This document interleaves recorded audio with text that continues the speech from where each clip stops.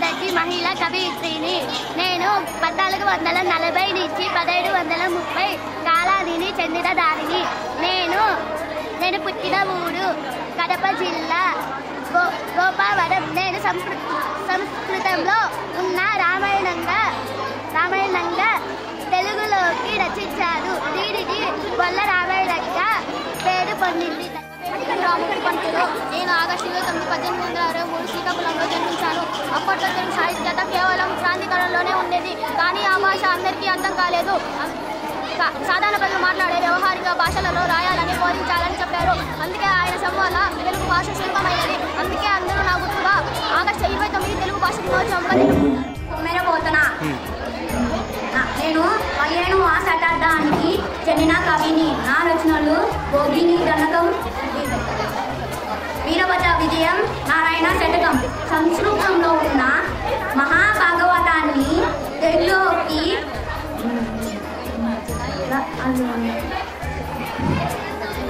రచించాను. నేను 19వ శతాబ్దానికి చెందిన కవిని. నన్ను ఆంధ్రాలను పిలుస్తారు. ఆంధ్ర మహాభారతాన్ని రచించిన తొలి కవిని. ఆంధ్ర మహాభారతంలోని ఆదిపర్యం, సభాపర్యం, మరణపర్యం అనే భాగాలను తెలుగులోకి అనువాదించాను. నన్ను తెలుగులో వ్యాకరణ ఉత్తముడు అని పిలుస్తారు. కవిత్వాలలో నేను మొదటి వాడిని. నా పేరు ఎర్రగడ. నేను 14వ శతాబ్దం నాటి వాడిని. నేను కవిత్రమంలో 3వ వాడిని. నేను నన్నయ్య తిక్కన్న రాసిన మహాభారతంలోని చివరి పర్వం పూర్తి చేశాను. నా పేరు అయ్యప్ప పెద్దన్న. నేను శ్రీకృష్ణ దేవరాయలు ఆస్థానంలో అష్టదిగ్గజాలలో ఒకరిని. నేను అష్టదిగ్గజాలలో ముఖ్యుడిని. నాకు ఆ కవితా రత్నాకరుడు అనే బిరుదు ఉంది. నా రచన మను చరిత్ర ప్రబంధ కావ్యము. ధన్యవాదాలు. పేరు శ్రీనాథు. నేను 15వ శతాబ్దానికి చెందిన వాడిని. కర్నూలు జిల్లాలో జన్మించాను. నన్ను కవి సార్వభౌముడు అని పిలిచేవారు.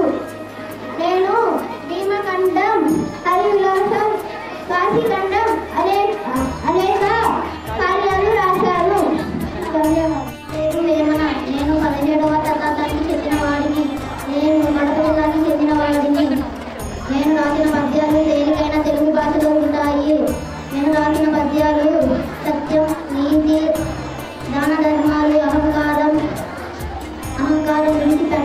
విడిచిపెట్టడం, నిజాయితీతో జీవించడం నేర్పుతాయి. ధన్యవాదాలు. నేను 5వ తరగతి చదువుతున్నాను. తెలుగు దౌలతో శ్రీనివాసు తెలుగు రాదు పేరు విష్ణు. నేను 4వ తరగతి చదువుతున్నాను. ఇయాల గేయం. గంగి గోవు పాలు, గరటలైన చాడు, గడియుడైన నేమి కరము పాలు, గది గడికి చూడు, గడులైన చాలు, ఇరులైన నేమి కరము పాలు. రాజరామ